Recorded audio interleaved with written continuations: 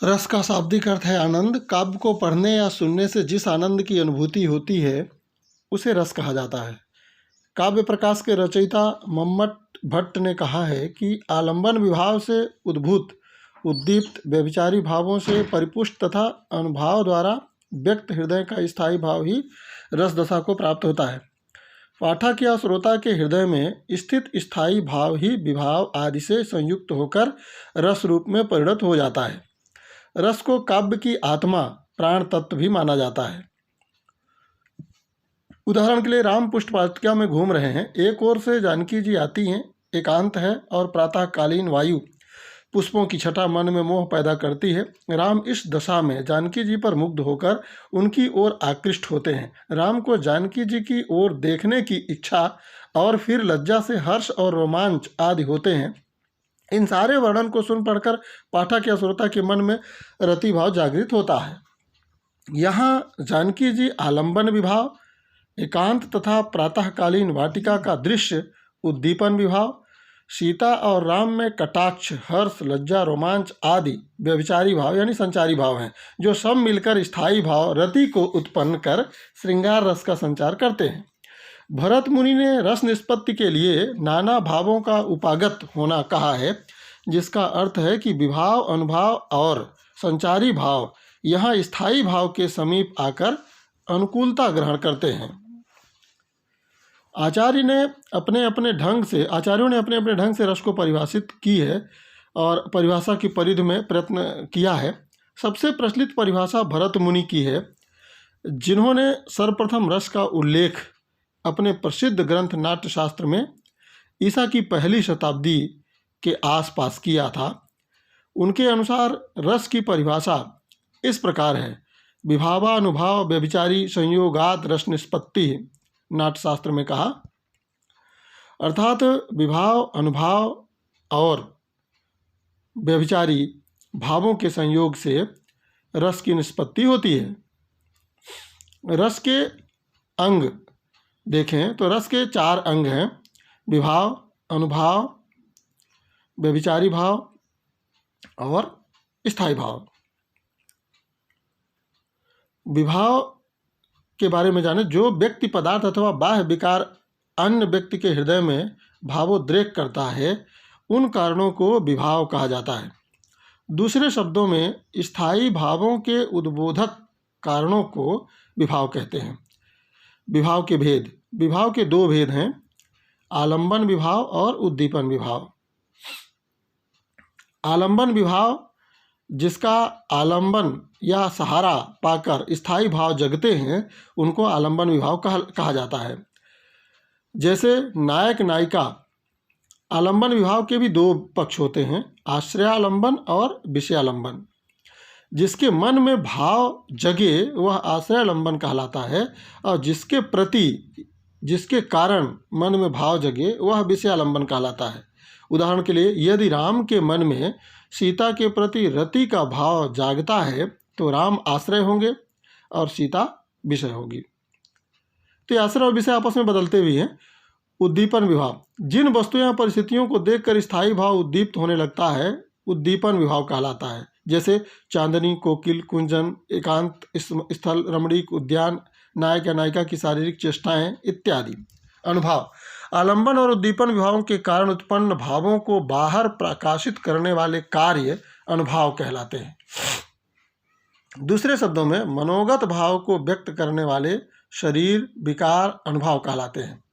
अनुभावों की संख्या 8 मानी गई है: स्तंभ, स्वेद, रोमांच, स्वरभंग, कंप, विवरण, रंगहीनता, विवरण मतलब रंगहीनता, अश्रु, निश्चेष्टा। अनुभाव के भेद, अनुभाव के 4 भेद हैं: कायिक, मानसिक, वाचिक और आहार्य। यूँ इसके भेद भी हैं: व्यभिचारी या संचारी।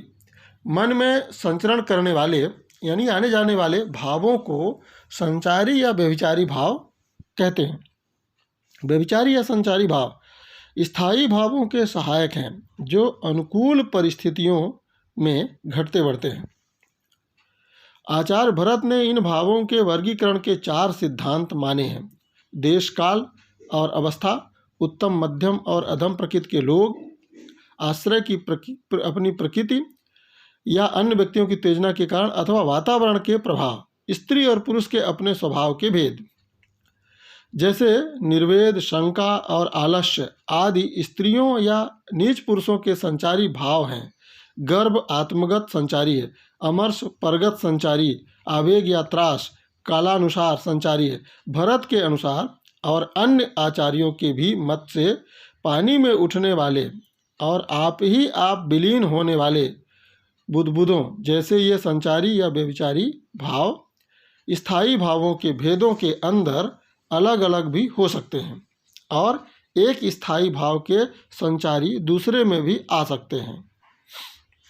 जैसे गर्भ श्रृंगार में भी हो सकता है और वीर में भी। संचारी भावों की संख्या कुल 33 मानी गई है।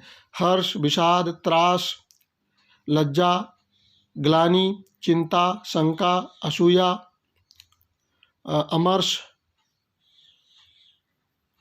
मोह, गर्व, उत्सुकता, उग्रता, चपलता, दीनता, जड़ता, आवेग, निर्वेद,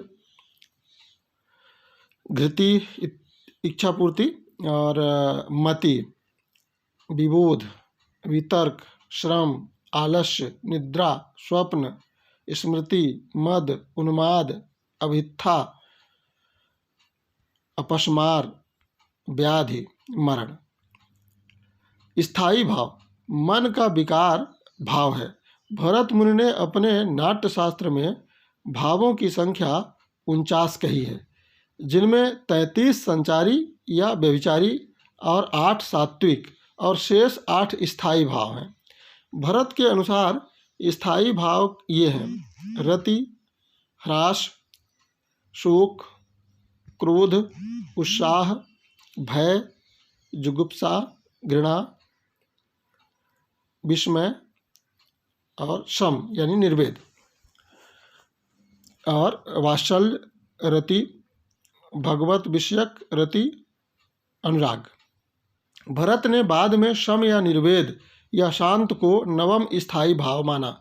बाद के आचार्यों ने भी भक्ति और वात्सल्य को भी स्थायी भाव माना है। भाव का स्थायित्व वही होता है जहाँ आस्वाद्यत्व अर्थात व्यवहारिक जीवन में स्पष्ट अनुरंजकता, उत्कटत्व अर्थात इतनी तीव्रता कि अन्य किसी सजातीय या विजातीय भावों में न दबा या सिमट पाना, सर्वजन सुलभत्व अर्थात संस्कार रूप में हर मनुष्य में वर्तमान होना,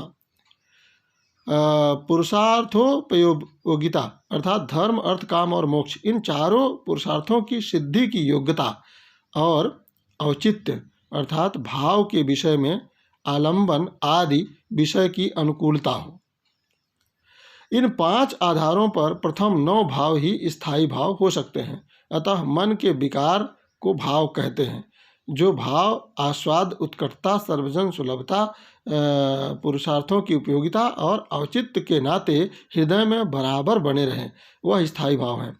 वास्तविक स्थायी भाव के उदाहरण तो रस की परिपक्व अवस्था में ही मिल सकते हैं, अन्य और अन्यत्र नहीं।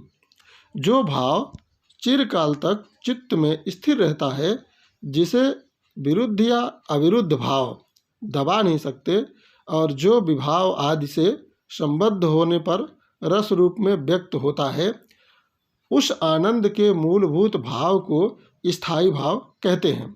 रस के 11 भेद होते हैं: श्रृंगार रस, हास्य रस, करुण रस, रौद्र रस, वीर रस, भयानक रस, बीभत्स रस, अद्भुत रस, शांत रस, वत्सल रस और भक्ति रस।